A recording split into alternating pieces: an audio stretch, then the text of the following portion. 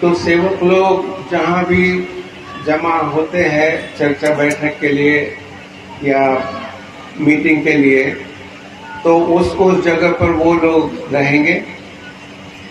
मान लो 12 बजे के करीब या जो भी टाइम लगता है, लेकिन 12:30 बजे अपनी अपनी घड़ी देखकर 12:30 बजे जिस वक्त मैं कैंची से रिबन काटूंगा, उस वक्त आप लोगों को लगना चाहिए कि आप लोग भी कैंची से रिबन काट रहे हैं।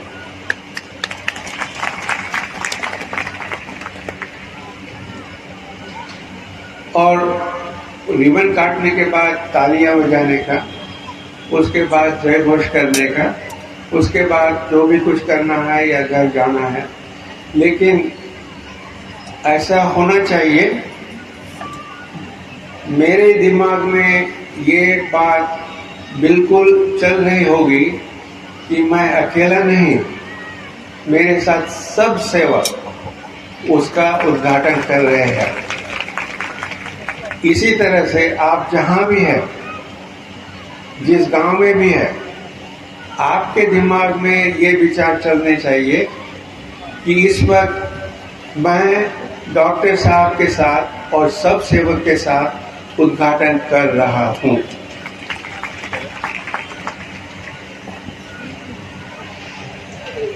दूसरी एक बात कहनी है कि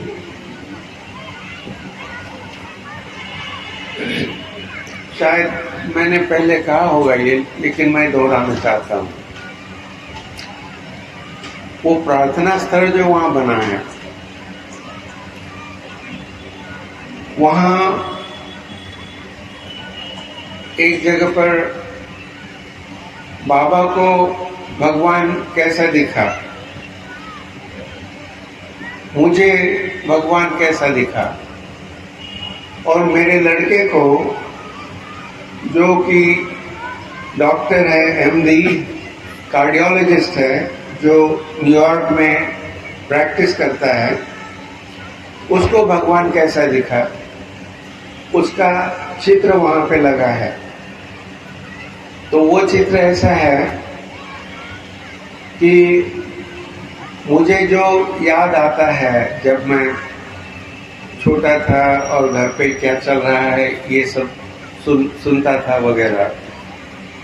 दूसरे लोगों को मेरे से ज़्यादा अनुभव है क्योंकि मैं जल्दी ही अमेरिका चले गया था, बाकी सारे लोग बाबा के साथ थे यहाँ पर। लेकिन मुझे जो याद आता है वो बात मैंने वहाँ लिखी है कि बाबा ने जब हनुमान जी से प्रार्थना की कि तुम्हें प्राप्ति करने के बाद सबके दुख क्यों नहीं दूर हो रहे, आप मुझे ऐसे भगवान के पास ले जाओ जो सर्वशक्तिमान होगा। तो हनुमान जी को उन्होंने जैसे गुरु माना, और वो फिर कहते हैं कि हनुमान जी ने उनको रास्ता दिखाया या चालना दी, तो उन्होंने उसके बाद में भी काफी सारे हवन किए और उस प्रेरणा में वो देहभान भूल गए। वो ये भी नहीं जानते थे कि वो खुद क्या है, उनकी पत्नी कौन है, उनका लड़का कौन है, उनको कहाँ रहना है, उनको कहाँ जाना है, इसका उनको कुछ भी ख्याल नहीं था। वो कहते थे कि उनको सिर्फ आसमान में एक आंख दिखती है, और वो आंख ऐसी दिखती है कि वो भगवान की आंख है, और उससे वो डरते थे, आंख से वो डरते थे। तो वो अपने बड़े भाई को जाकर कहते थे कि देख वो मुझे देख रहा है, मुझे बहुत डर लग रहा है, तो उनसे माफी मांगो, उनसे विनती करो कि मैं संसार में फिर से वापस रहूं। तो वो चित्र मैंने वहां रखा है कि उनको उनको वास्तव में जो भगवान दिखा, गुण तो बहुत दिखे हैं, लेकिन वास्तव में अगर चित्र उनको दिखा तो वो आकाश में आंख दिखे। तो ये चित्र वहां है। अब मुझे हनुमान जी तो नहीं दिखे,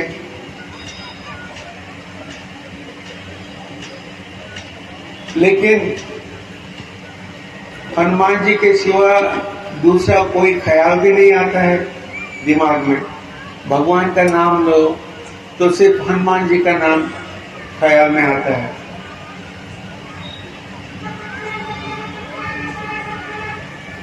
तो मेरे जीवन में जब संकट आया था वो इस तरह का कि हमारे परिवार की, हमारे पत्नी की, हमारे बच्चों की जान जा सकती थी। और उस वक्त का अनुभव कुछ और ही था जिसको मैंने सपने में देखा था। तो मुझे ऐसे लगा कि सपने में मेरी परीक्षा हो रही है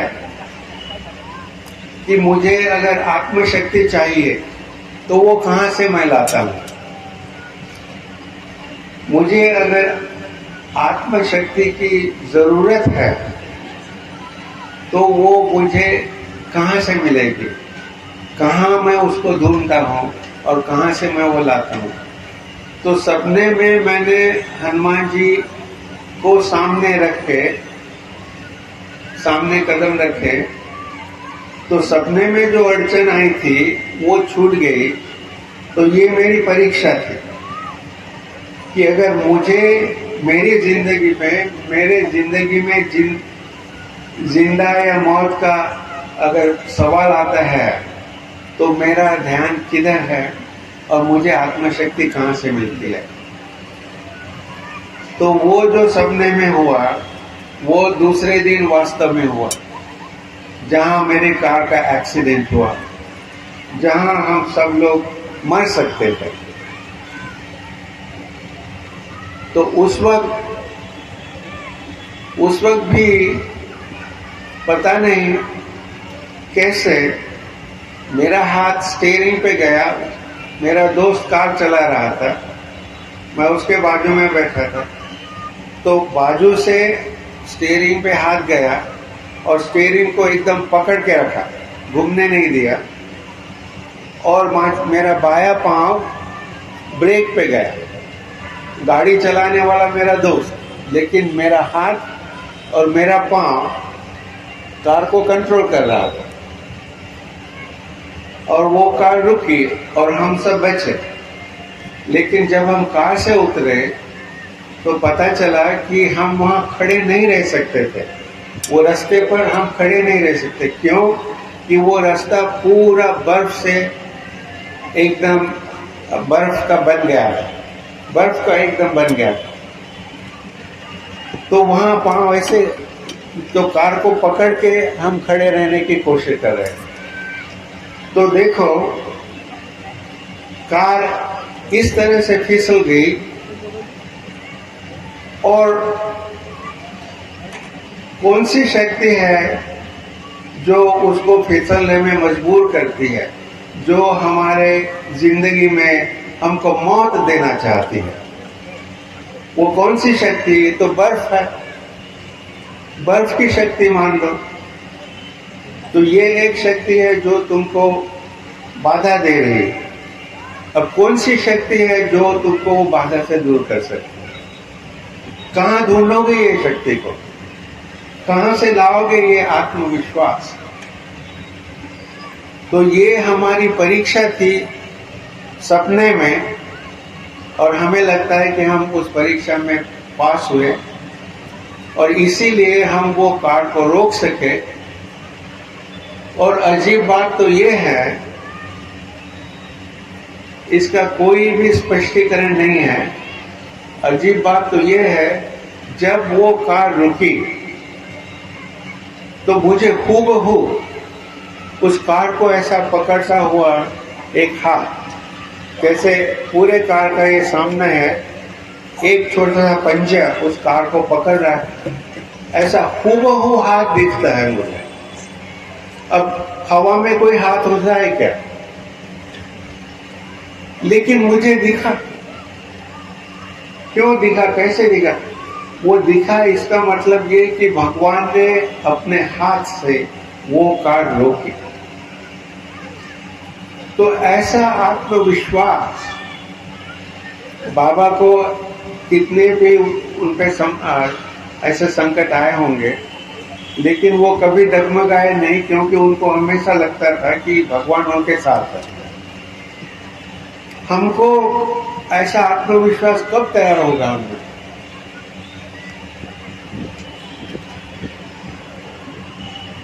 तो हमें ऐसा आत्मविश्वास तैयार होना चाहिए। तो ये अनुभव मैंने वहां लिखा है।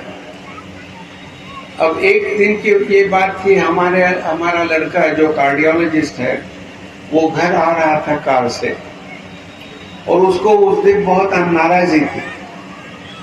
अब उसको पता है कि माता पिता तो भगवान जी, हनुमान जी पे, भगवान पर बहुत दृढ़ विश्वास रखते हैं। तो वो हमको देखकर जैसे छोटे से बड़ा हुआ, जैसे हम अपने पिताजी को देखकर छोटे से बड़े हुए, तो उसके दिल में भी श्रद्धा है।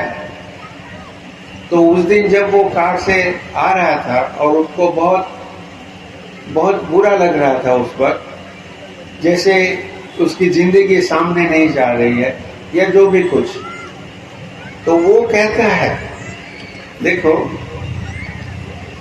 हर व्यक्ति को ये जानना चाहिए कि अगर तुम पे कोई प्रसंग आता है तो तुम उससे कैसे हैंडल करते हो, कैसे डील करते हो, उससे कैसा मुकाबला करते हो, उसका तुम निरीक्षण कैसे करते हो या उसका सामना कैसे करते हो। देखो, तो उसको जब, तो वो कहता है भगवान, मैं तो तुझे मानता हूं, लेकिन आज मुझे ऐसे लग रहा है कि अगर तू मेरी जिंदगी में है तो मुझे कुछ तो दिखा। आज मुझे ये देखने की जरूरत है, ये महसूस करने की जरूरत है कि तू मेरी जिंदगी में है। तो जब वो ऐसा विचार करता है और वो खिड़की के बाहर जो कार से देखता है, तो उसको आकाश में ढग से बना हुआ V और T, ये अक्षर दिखते हैं अंग्रेजी, V और T, और वो अक्षर इस तरह से दिखते हैं, और ये ढग से कैसे? तो ये उसकी आत्मप्रचिति, अपने हर वे सेवक की आत्मप्रचिति, जब उसको भगवान का दर्शन होता है या गुण का दर्शन होता है, ये उसकी आत्मप्रचिति। तो ऐसे आत्मप्रचिति वाले आप सब हैं। आप ये जानते हैं कि भगवान ने आपके जीवन में आपको अनुभव दिया, साक्षात्कार दिया, और वो साक्षात्कार से आप ये मार्ग से जुड़े हुए हैं। तो ये बातें वहां लिखी है। वहां ये भी लिखा है कि और जो लोग हैं वो भगवान को किस तरह से देखते हैं। तो इसमें मैंने 3 लोगों का उदाहरण पकड़ा है। एक स्वामी विवेकानंद, दूसरे गांधी जी, और तीसरे scientist doctor Albert Einstein. Vivekananda ji ने कहा है कि अगर भगवान को अपने खुद के हृदय में या हर जीवित आत्मा में नहीं देखोगे तो और कहां देखोगे। स्वामी विवेकानंद ने ये कहा है।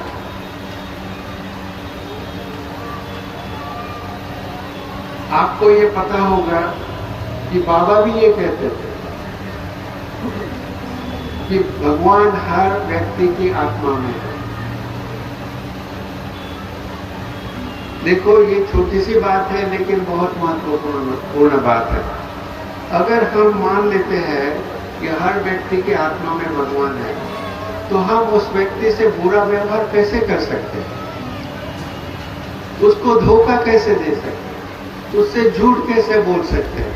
कोई नहीं सकता। अगर हम सच्चे दिल से मान लेते हैं कि हर व्यक्ति की आत्मा में भगवान है, तो हम किसी भी व्यक्ति को दुख नहीं दे सकते, उससे कभी बुरा व्यवहार नहीं कर सकते। गांधी जी ने कहा कि जब उनको सवेरा दिखाई देता है और सवेरे में उनको इतना नैसर्गिक खूबसूरत, निसर्ग की खूबसूरत चित्र उनको दिखाई देता है, तो उनका लगता है कि ये सब निर्माता जो है, ये सबका निर्माता जो है, उसको नमन करना चाहिए। इतना सुंदर सूर्य किरण जो सवेरा लाता है और चित्र दिखाता है, ये करने वाला कौन है, उसको नमन करना चाहिए। तो बाबा ने भी ये कहा है कि भगवान दिखता है क्या? उसके गुण दिखते हैं।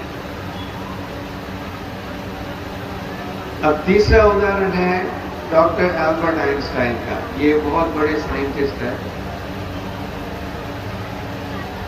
उन्होंने इतना संशोधन किया कि हर चीज अणु परमाणु से बनी है, और हर अणु जो होता है उसके साथ में एक चीज जो घूमती है, जिसको कहते हैं इलेक्ट्रॉन, वो घूमते रहता है, उसकी एनर्जी कभी खत्म नहीं होती। तो आइंस्टाइन को लगा कि देखो, मुझे अणु के बारे में पता चला है, तो अब मुझे ये सारे यूनिवर्स के बारे में पता होना चाहिए। ये पृथ्वी क्या है, सूर्य क्या है, चंद्र क्या है, सैटर्न क्या है, वीनस क्या है, ये पूरी गैलेक्सी, ये अपनी गैलेक्सी क्या है, क्यों चलती है, क्यों चलती है, कैसे चलती है, कहां से ये एनर्जी आती है इस गैलेक्सी को चलती है, पृथ्वी जो घूमती है क्यों घूमती है, कहां से उसको ये एनर्जी आती है। तो वो कहते हैं कि भगवान किस तरह से सोचता है, ये मुझे जानना है। मतलब उनको लगा कि जैसे अणु परमाणु का मैं कुछ कह सकता हूँ, शायद मैं ये यूनिवर्स का भी कुछ कह सकता हूँ। अगर मैं कुछ कह सका तो वो ऐसा होगा जैसे भगवान के विचार कैसे। तो इस संबंध में हमने वहां लिखा है कि बाबा का परमेश्वर से वार्तालाप हुआ, बातचीत हुई। उस बातचीत से 4 तत्व बने हैं।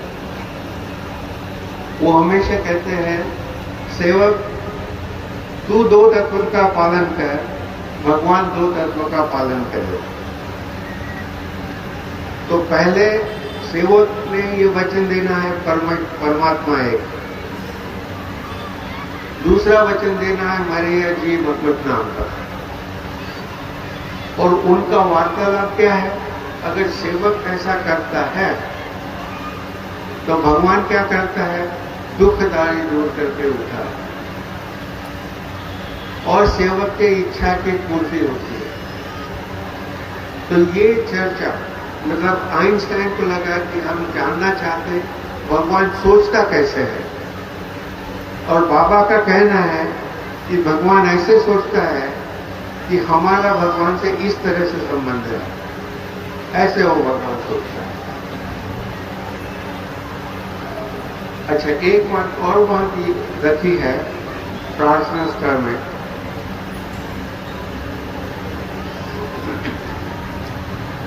सबको पता है, जब जैसे नागपुर बदलते जाता है, देश बदलते जाता है, पूरा जग बदलते जाता है, अमेरिका बदलता है, जापान बदलता है, सारी पृथ्वी पे कुछ न कुछ बदल होते रहता है समय के हिसाब से।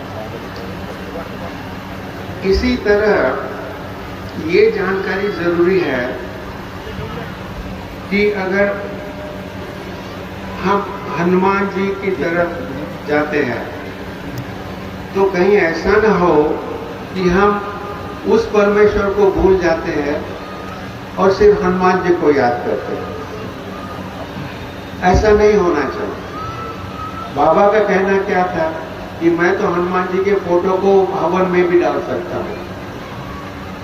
पता नहीं कितने लोगों को याद है। उनका कहना था कि हनुमान जी के फोटो को मैं हवन में भी डाल सकता हूँ। क्यों?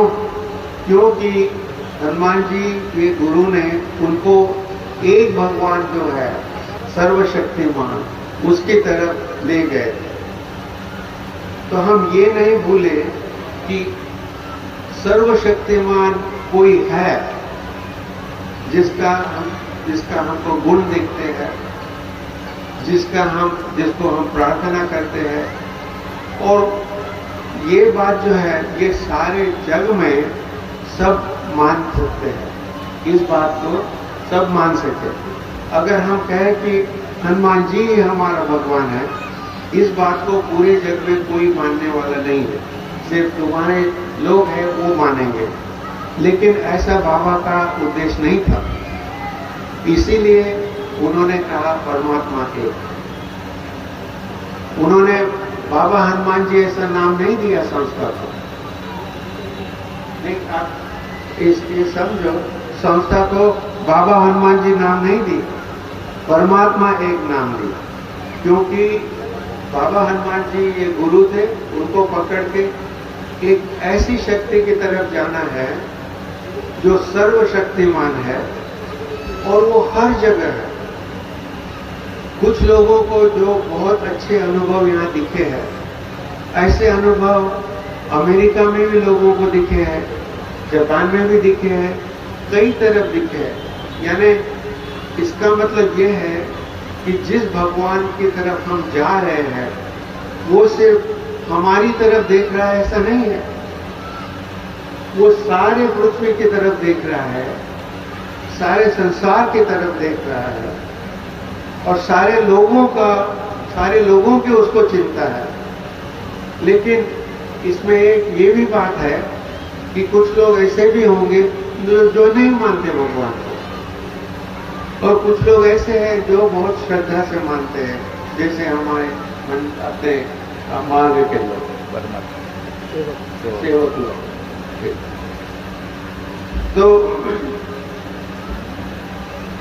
तो वहां हमने जो चित्र रखा है प्रार्थना स्थल में वो ऐसा है, वहां चार तत्व की फोटो रहेगी, बाबा की फोटो रहेगी, हनुमान जी की फोटो रहेगी, वो घूमती रहेगी और वहां लिखा होगा कि परमेश्वरी प्रकाश जो यहाँ है वो प्रकाश सारे जग में है और उसका दृश्य वहां तैयार किया होगा।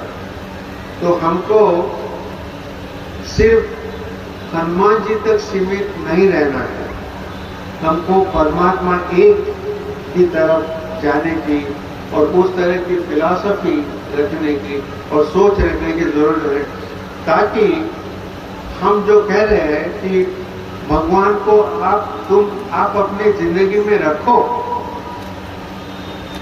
वो तुम्हारे जीवन में है ये समझो, वो वास्तव में तुमसे वार्तालाप करना चाहता है ये समझो।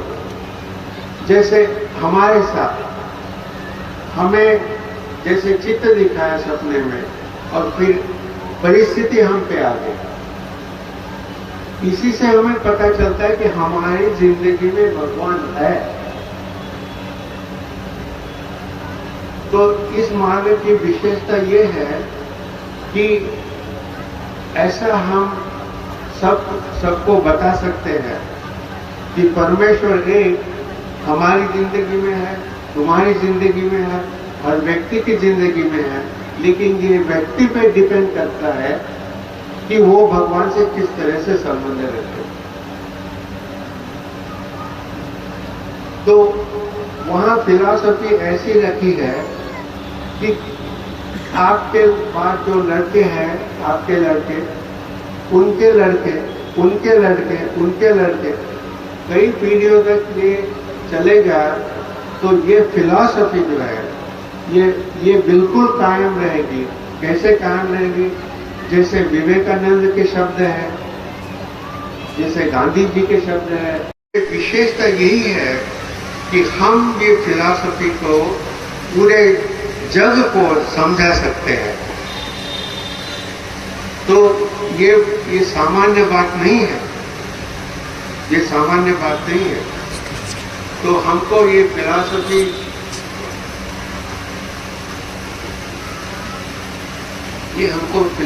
जो है वो सारे जग को समझाना है, और भगवान का जो स्थान है उस स्थान का हमको जानिव करना है, उस स्थान को समझना है, उस स्थान को सुरक्षित रखना है, ताकि मनुष्य का जीवन और भगवान का आशीर्वाद हमेशा हम लोगों की जिंदगी में रहे। नमस्कार।